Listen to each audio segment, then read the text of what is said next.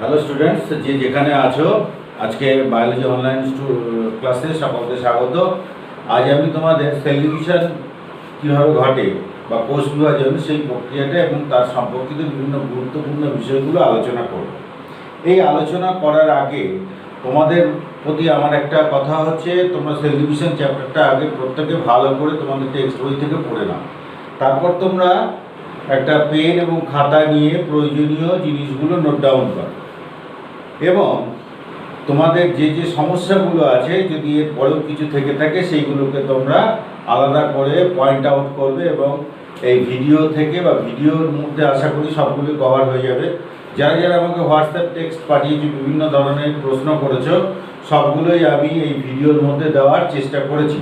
তাও হয়তো যদি দু একটা বাদ চলে যায় পড়ানোর ফ্লোয়ের কারণে, সেক্ষেত্রে হচ্ছে আমি সেগুলো পরবর্তীকালে আবার তোমাদের এই হোয়াটসঅ্যাপের মাধ্যমে জানিয়ে দেবো। তো আজকে আমরা বলেই নিয়েছি যে আমরা শুরু করব হচ্ছে কোষ বিভাজন। এখন কোষ বিভাজন কাকে বলে? একটা কোষ থেকে আরেকটা কোষ তৈরি হওয়াকে আমরা বলে থাকি হচ্ছে কোষ বিভাজন। এবং এইটা সর্বপ্রথম আমাদের রুডলফ ভার্চো 1855 সালে সর্বপ্রথম একটা কোষ যে তার পূর্ববর্তী কোষ থেকে তৈরি হয় সেইটা আমাদের জানিয়েছিল। এবং সেইটার থেকেই প্রথম আমরা বলতে পারি যে কোষ বিভাজনের কনসেপ্ট সেখান থেকে এসেছিল। প্রকৃত অর্থে কোষ বিভাজনের যদি আধুনিক সংজ্ঞায় আমরা যাই, তাহলে জিন দ্বারা নিয়ন্ত্রিত যে প্রক্রিয়ায় কোষীয় উপাদানগুলো দ্বিগুণ এবং পৃথকীকরণ হয় এবং পূর্ববর্তী কোষ থেকে নতুন অপত্য কোষের সৃষ্টি হয়, তাকে আমরা বলি কোষ বিভাজন। এখন কোষ বিভাজনের প্রকারভেদ, কোষ বিভাজনের বিভিন্ন ধরনের প্রকারভেদ আছে, কিন্তু কোষের বিভাজন একমাত্র কাদের ঘটে? যারা হচ্ছে লিভিং সেল, শুধুমাত্র তাদেরই কোষ বিভাজন ঘটবে। ডেড সেলের কিন্তু কোষ বিভাজন হবে না। এবং তোমরা দেখবে যে এই লিভিং কোষ বলতে আমরা কি বুঝি? আমরা জানি যে কতগুলো ধারাবাহিক বিক্রিয়ার মধ্য দিয়ে আমাদের হচ্ছে জীবন চলতে থাকে এবং জীবনের একক হচ্ছে কোষ।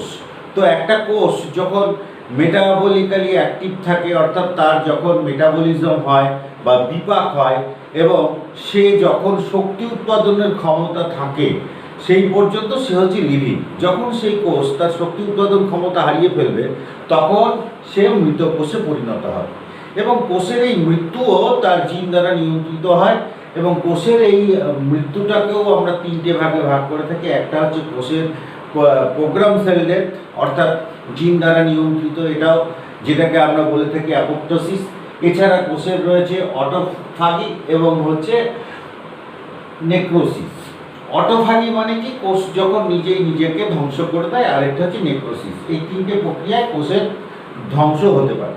তো যাই হোক, এই কোষ বিভাজন সম্পর্কে আমাদের যে তিনটে ভাগ, প্রথম ভাগটা হচ্ছে অ্যামাইটোসিস।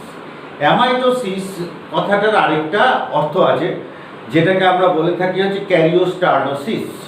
এর আরেকটা অপর নাম হচ্ছে ক্যারিওস্টার্নোসিস, বা যাকে আমরা বলি হচ্ছে অ্যামাইটোসিস।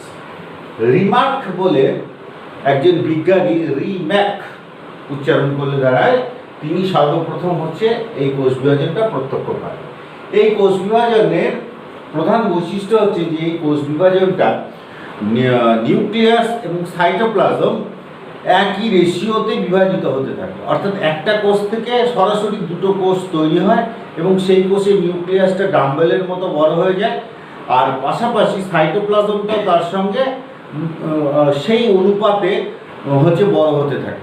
এবং একটা সময় নিউক্লিয়াস এবং সাইটোপ্লাজম দুটো আলাদা অংশে পরিণত হয়, অর্থাৎ মাতৃকোষ থেকে নতুন যে অপত্য সৃষ্টি হয়, সেই অপত্য কোষ দুটো কোষে থাকে। মাতৃকোষের তখন আর কোনো অস্তিত্ব থাকে না। সেই কারণে আমরা অনেকে এটাকে আমরা অমর সেলও বলে থাকি, যে অমর কোষ। কারণ হচ্ছে মূল বৈশিষ্ট্যগুলো সমস্ত কিছু একই রকম থেকে যায়। অ্যামাইটোসিসে ওই জন্য খুব তোমার নতুন করে যে তার বৈশিষ্ট্যগুলো একমাত্র মিউটেশন ছাড়া নতুন বৈশিষ্ট্য আসা একটু অসম্ভব, কারণ এরা ডাইরেক্ট কোষ বিভাজন এবং খুব অল্প সময়ের মধ্যে হয়। ব্যাকটেরিয়ার ক্ষেত্রে আমরা দেখতে পাই যে অ্যামাইটোসিস প্রক্রিয়া 1 মিনিটে একটা কোষ বিভাজন সম্পন্ন হয়ে থাকে। তাহলে এই কোষ বিভাজনের প্রধান বৈশিষ্ট্য হচ্ছে কি? যে এই কোষ বিভাজনে কোনো ক্রোমোজোম তৈরি হবে না, এই ক্রোমোজোমে কোনো বেমতন্তু তৈরি হবে না, এবং এই ক্রোমোজোমের রেশিও হচ্ছে 1:1 এবং এই ক্রোমোজোমে তোমার অ্যালিলগুলো অর্থাৎ জিনগুলো র্যান্ডাম অনুপাতে বিভক্ত হবে এবং অনেক সময় এই বিভাজনটা যদি ঠিক মতো না হয় তখন আমরা তাকে বলি ইনকমপ্লিট অ্যামাইটোসিস। ফলে অ্যামাইটোসিসকে আমরা দুটো ভাগে ভাগ করি, কমপ্লিট এবং ইনকমপ্লিট, মানে সম্পূর্ণ এবং অসম্পূর্ণ। যদি অসম্পূর্ণ অ্যামাইটোসিস হয় সেক্ষেত্রে হচ্ছে এই উৎপন্ন দুটো কোষই নষ্ট হয়ে যাবে, অর্থাৎ ডিজেনারেট হয়ে যাবে। এটা হচ্ছে গিয়ে আমাদের অ্যামাইটোসিসের প্রধান বৈশিষ্ট্য, অর্থাৎ খুব নিম্ন স্তরের জীবেদের ক্ষেত্রে এই ঘটনাটা ঘটতে থাকে। আমরা দেখতে পাই যে অ্যামিবা এককোষী একটা প্রাণী, যে অ্যামিবার ক্ষেত্রে নিউক্লিয় পর্দার অবলুপ্তি ঘটে না এই অ্যামাইটোসিস প্রক্রিয়ার সময়, কিন্তু অন্যান্য ক্ষেত্রে এটা নিউক্লিয় পর্দার অনেক সময় থাকেই না। নিম্ন স্তরের যারা রয়েছে তাদের তো নিউক্লিয় পর্দা থাকে না, সরাসরি তারা দুটো ভাগে ভাগ হয়ে যায়। অ্যামাইটোসিস সাধারণভাবে নিম্ন শ্রেণীর বৈশিষ্ট্য। উচ্চ শ্রেণীর জীবেদের মধ্যে আমরা কি দেখতে পাই যে যারা হচ্ছে মেরুদণ্ডী প্রাণী তাদের ভ্রূণ পর্দা, যেটাকে আমরা বলি ভ্রূণ মেমব্রেন, এবং তরুণাস্থি কোষের মধ্যে উচ্চ শ্রেণীর জীবের মধ্যেও আমরা অ্যামাইটোসিস লক্ষ্য করি।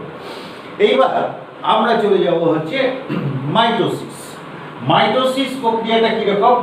মাইটোসিস প্রক্রিয়াটা হচ্ছে যে প্রক্রিয়ার মাধ্যমে দেহকোষের বিভাজন হয়, অর্থাৎ একটা বিভাজন প্রক্রিয়ার মাধ্যমে সেই কোষ তার মতো সমগুণ সম আকৃতির দুটো অপত্য কোষ তৈরি করবে, তাকে আমরা বলবো মাইটোসিস পদ্ধতি। এখন এই মাইটোসিস পদ্ধতি কত রকম হতে পারে? মাইটোসিস পদ্ধতিটা আমরা দুটো ভাগে প্রথমত ভাগ করে থাকি। কি?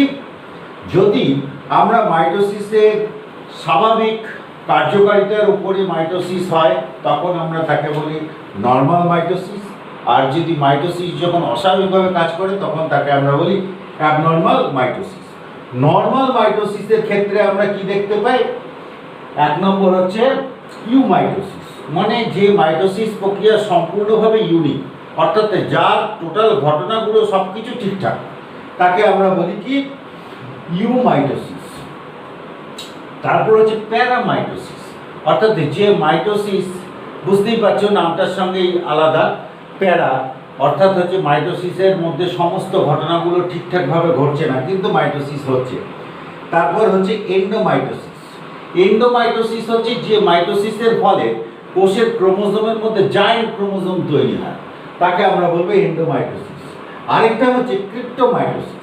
ক্রিপ্টোমাইটোসিস হচ্ছে মাইটোসিসের ফলে নতুন যে অপত্য ক্রোমোজোমগুলো সেইগুলো যখন হচ্ছে দলবদ্ধভাবে এক জায়গায় থাকে তখন আমরা সেই ধরনের মাইটোসিসকে বলি হচ্ছে ক্রিপ্টোমাইটোসিস। এবার হচ্ছে অ্যাবনর্মাল মাইটোসিস, মানে যেটা স্বাভাবিক মাইটোসিস নয়, সেটা কীরকম হতে পারে? অ্যাবনর্মাল মাইটোসিসের ক্ষেত্রে আমরা বিভিন্ন ভাগে ভাগ করতে পারি। প্রথম হচ্ছে ইনফেকশনের কারণে যে মাইটোসিস হয়, যেটা প্ল্যান্টের ক্ষেত্রেও হয় অ্যানিমালের ক্ষেত্রেও হয়।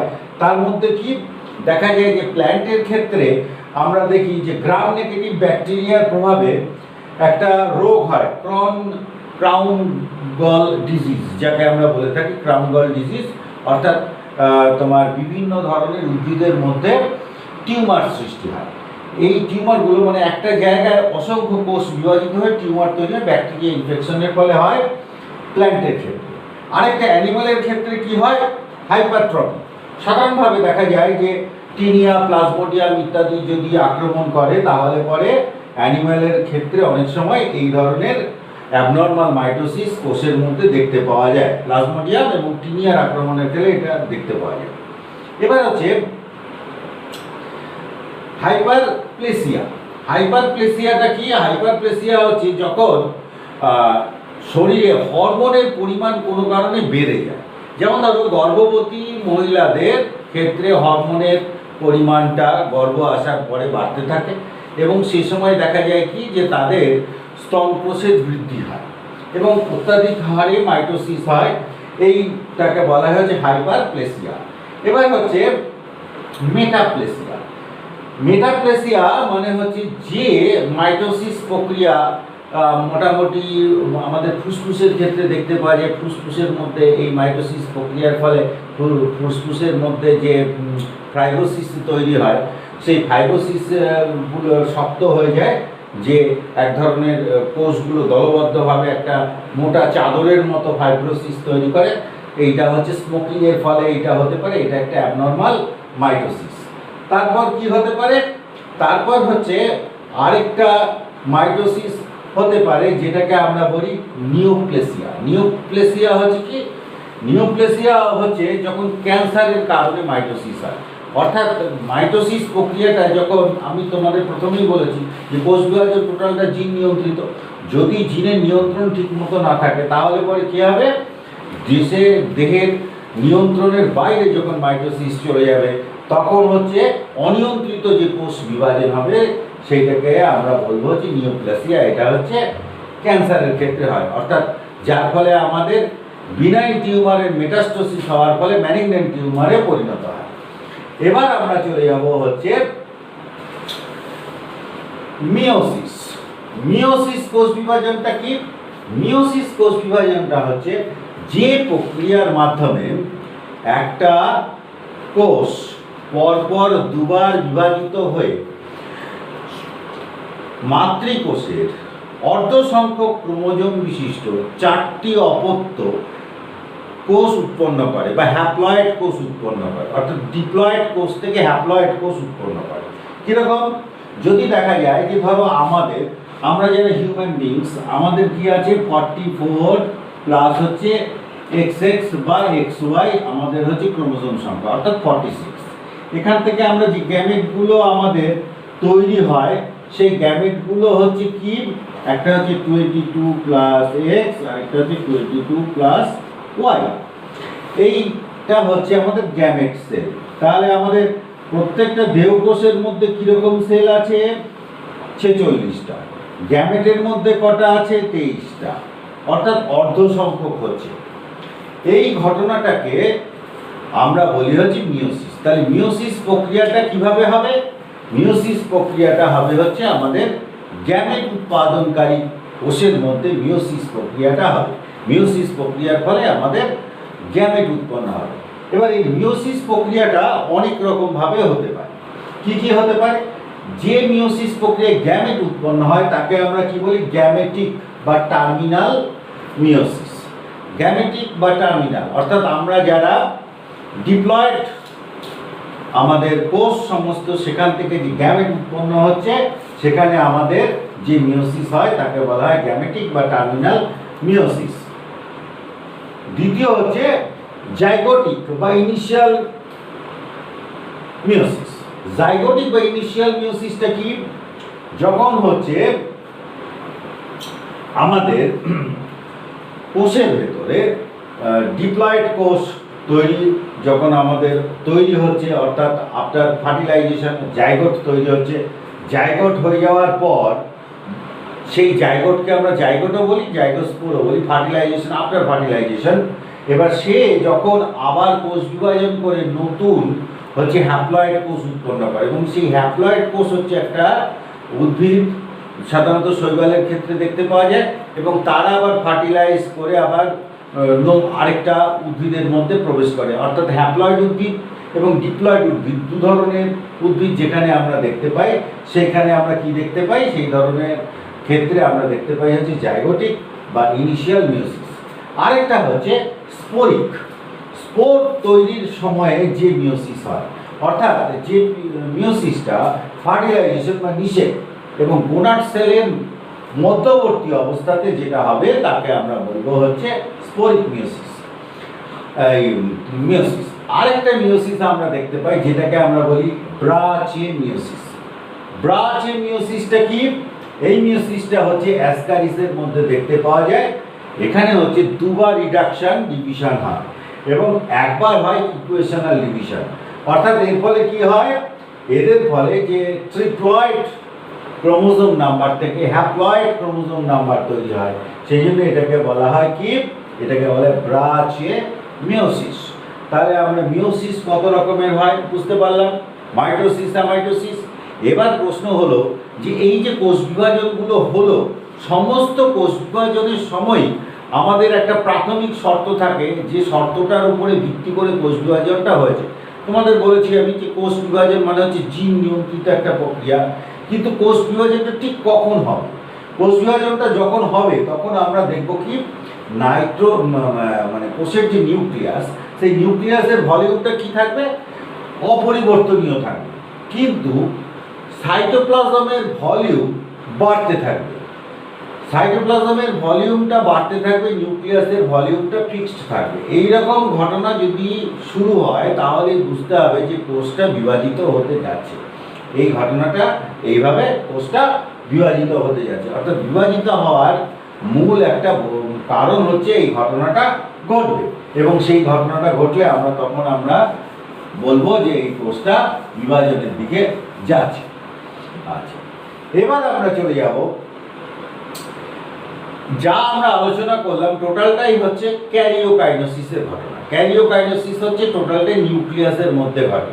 নিউক্লিয়াসের পরের যে ঘটনা সেটা হচ্ছে সাইটোপ্লাজম। সাইটোপ্লাজম হয়ে সাইটোকাইনেসিস হবে। যে কোনো কোষ বিভাজন মানে হচ্ছে ক্যারিওকাইনেসিস এবং সাইটোকাইনেসিসের যোগফল। ক্যারিওকাইনেসিস এবং সাইটোকাইনেসিসের ফলেই হচ্ছে টোটাল কোষ বিভাজন হয়, এবং সাইটোকাইনেসিস হয়ে গেলে কোষ দুটো আলাদা হয়ে যায়। বোঝা গেল? এইবার আমরা চলে যাব হচ্ছে ভেতরের আভ্যন্তরীণ ঘটনাগুলো কি করে হয়। প্রথম কথা জেনে রাখো যে অ্যামাইটোসিস প্রক্রিয়ার ক্ষেত্রে যেহেতু ক্রোমোজোম তৈরি হয় না, এবং অ্যামাইটোসিস প্রক্রিয়ার ক্ষেত্রে বেনতন্তু তৈরি হয় না, এবং অ্যামাইটোসিস প্রক্রিয়াটা খুব শর্ট টাইমের মধ্যে হয়, সেই জন্য অ্যামাইটোসিস প্রক্রিয়ার ক্ষেত্রে কোনো পূর্ব প্রিপারেশন, যেটাকে আমরা বলি ইন্টারফেস দশা বা হাইলি মেটাবলিক ফেজ যেটাকে বলা হয়, সেই ঘটনাটা ঘটে। তাহলে মেটাবলিক ফেজ বা ইন্টারফেস দশা কাদের মধ্যে ঘটে? ইন্টারফেস দশা আমরা দেখতে পাই হচ্ছে মাইটোসিস এবং মিওসিস, এই দুটো বিক্রিয়ার সময় আমরা দেখতে পাই ইন্টারফেস ঘটছে। ইন্টারফেসটা কীরকম? ইন্টারফেসটা হচ্ছে কোষের সেই সময়টা যেটা হচ্ছে কোষ বিভাজনের পূর্ববর্তী একটা সময়, যে সময়ে কোষ বিভাজন তার প্রস্তুতি তৈরি করে ফেলে যে আমরা কোষ বিভাজন করতে যাচ্ছি।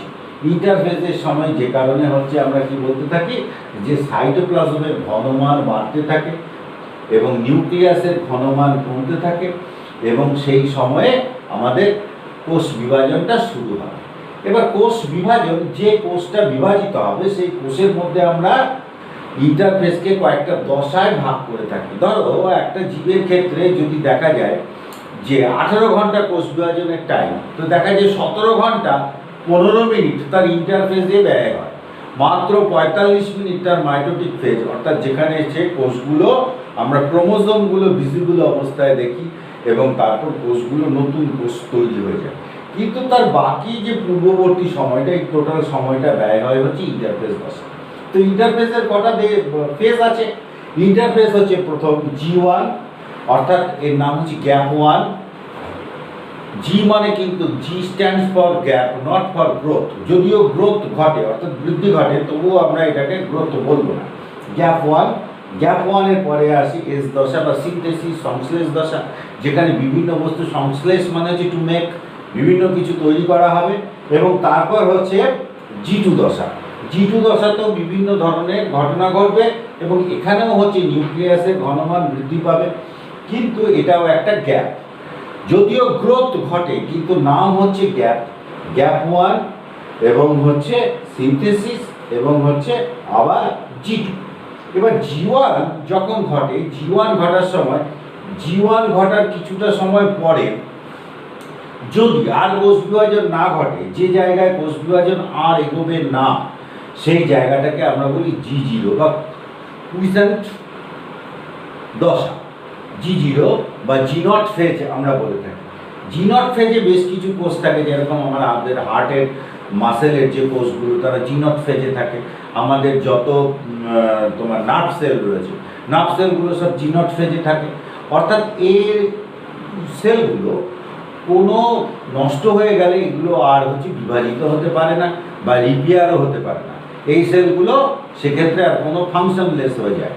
ফলে এই সেলগুলো একটা জন্মের নির্দিষ্ট সময় পরে এদের আর কিন্তু কোনো পরিবর্তন তৈরি হবে না, ফিক্সড হয়ে যাবে। তারা যারা ফিক্সড থাকবে তারাই হচ্ছে জি নট ফেজে অবস্থান করছে।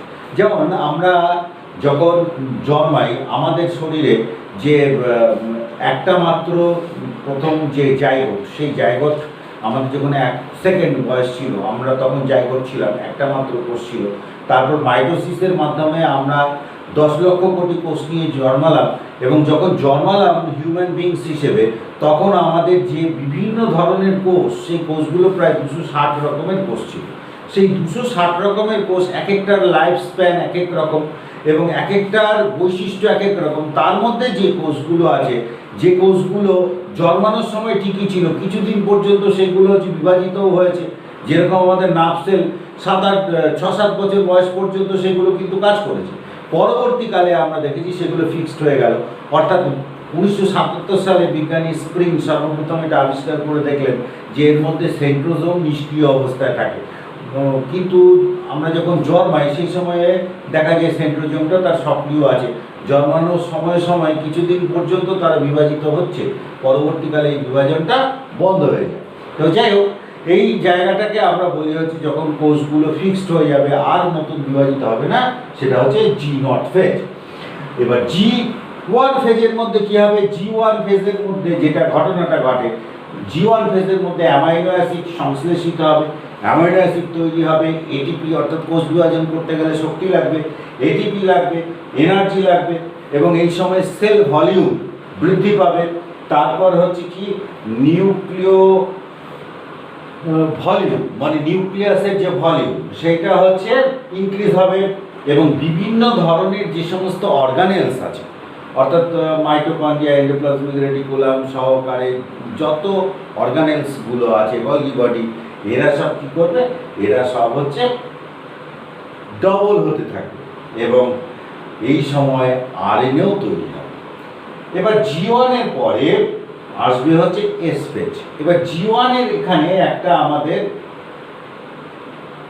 পুলিশ চেক আপ আছে, অর্থাৎ যেটাকে আমরা বলি হচ্ছে চেক পয়েন্ট। এই চেক পয়েন্টে G1/S এটাকে আমরা বলি।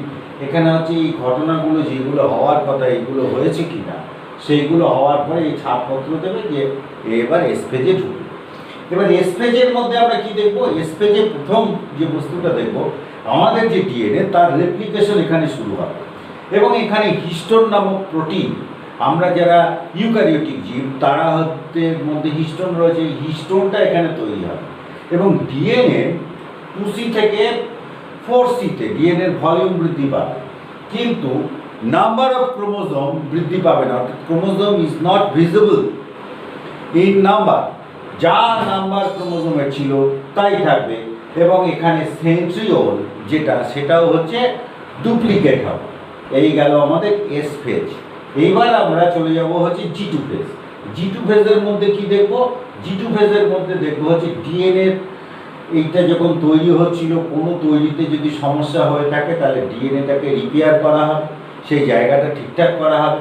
তারপর কি হবে? টুবুলিন নামক একটা প্রোটিন তৈরি হবে।